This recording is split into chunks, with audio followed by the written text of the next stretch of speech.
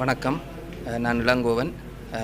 வடமாகாணத்திலே இருக்கும் காணிகள் தொடர்பான பிரச்சனைகளை ஆராய்வதற்காக காணி உரிமைக்கான கூட்டணி அமைப்பு இன்று இங்கு விஜயம் செய்து இங்கு ஒரு கலந்துரையாடல் நடத்தியது யாழ்ப்பாணத்தில்.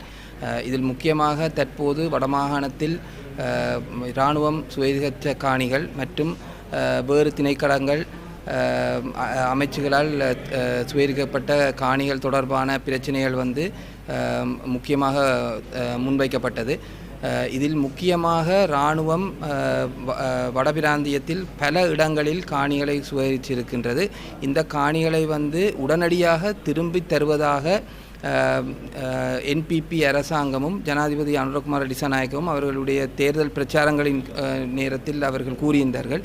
அவர்களுடைய இந்த வாக்குறுதியை நிறைவேற்றுமாறும் உடனடியாக நிறைவேற்றி மக்களுடைய காணிகளை தங்களுக்கு திரும்பி தரவும் நாங்கள் கேட்டுக்கொள்ள விரும்புகின்றோம். இங்கிருக்கும் பொதுமக்கள் அனைவரும் அதைத்தான் வலியுறுத்தினார்கள்.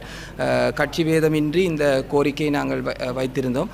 அதே நேரத்தில் ஏனைய பிரச்சனைகள், அதாவது தையட்டில் இருக்கும் சட்டவிரோத விகாரை தொடர்பாகவும், அதே நேரத்தில் வேறு பகுதிகளில் அபிவிருத்திக்காக மக்களுடைய காணிகளை முறையற்ற முறையில் அரசாங்கம் சுயீகரிக்க முற்படுவதும் தனியாருக்கு வழங்க முற்படுவதையும் எதிர்த்தும் இந்த கூட்டத்தில் கருத்து தெரிவிக்கப்பட்டது. அது தொடர்பாகவும் வடமாகாண ரீதியாக தொடர்ச்சியான நடவடிக்கைகள் எடுப்பதாக இந்த கூட்டணி ஊடாக வடபிராந்தியத்தில் இருக்கிற அமைப்புகள் சேர்ந்து நாங்கள் அதை முன்னெடுப்போம். நன்றி.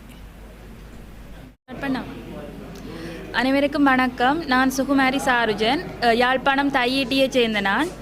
இப்போ நாங்கள் இந்த இடத்துக்கு ஒன்று கூடி வந்திருக்கிறோம் என்ன காரணத்துக்காகண்டா, இப்போ பரவலாகவே வடமாகாணம் கிழக்கு மாகாணங்களில் அரசாங்கத்தால் இராணுவத்தால் ஆக்கிரமிக்கப்பட்ட பல காணிகள் ஆயுதம் மௌனிக்கப்பட்டு 15 வருடங்களாகியும் இன்னமும் விடுவிக்கப்படவில்லை. இதற்காக நாங்கள் கடந்த அரசாங்க ஆட்சி காலங்களிலும் பல்வேறு வகையான போராட்டங்களிலும் ஈடுபட்டு வேறு வகைய கடிதம் மூலமாக சம்பந்தப்பட்ட அதிகாரிகளுக்கும் தெரிவிக்கப்பட்டும் எந்தவித பலனும் ஏற்படாத விடத்து இப்போது வந்திருக்கும் ஆட்சி மாற்றத்திற்கு இணங்க நாங்கள் மீண்டும் அதுகளை வலியுறுத்த வேண்டும் என்று இன்று நாங்கள் ஒன்று கூடியிருக்கிறோம். அந்த வகையில் தையிட்டியை பொறுத்த வரைக்கும் பல காணிகள் முப்படையினராலும் ஆக்கிரமிக்கப்பட்டிருக்கும் அதே வேளையில் அதற்கு ஒருபடி மேலே சென்று மதத்தின் பேரிலால் பாரிய ஆக்கிரமிப்பு ஒன்று நடைபெற்று வந்திருக்கிறது. அதாவது பௌத்த மதம் அன்பு, சாந்தி, அகிம்சை அனைத்தையும் போதிக்கின்ற முதன்மை மதமாக கருதப்பட்டு கொண்டிருக்கிற பௌத்த மதத்தின் பேரில் அங்கு 150 பரப்பு தனியாருக்கு சொந்தமான காணிகள், 150 பரப்பு காணிகள் அபகரிக்க